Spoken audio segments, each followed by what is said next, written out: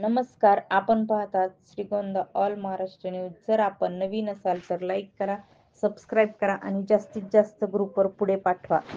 आज नगर दौंड हायवेवर चिखली व काळेवाडी परिसरात अहिल्यानगर सातारा एस.टी महामंडळाची बस व मालवाहू टेम्पो यांचा ॲक्सिडेंट झाला. यावेळी श्रीगोंदा नगर विधानसभा मतदारसंघाचे युवा आमदार श्री विक्रमजी बबनराव पाचपुते हे नगरकडे जात असताना काही अंतरावर अपघात झाल्याचे लक्षात येताच श्रीगोंद्याचे आमदार विक्रमजी पाचपुते यांनी त्वरित आपली गाडी थांबवून जखमींना दवाखान्यात रवाना करण्यासाठी दूरध्वनीवरून 108 ला संपर्क करून कळवले व किरकोळ जखमी असलेल्या लोकांना आधार देण्याचे काम आमदार साहेब यांनी केले.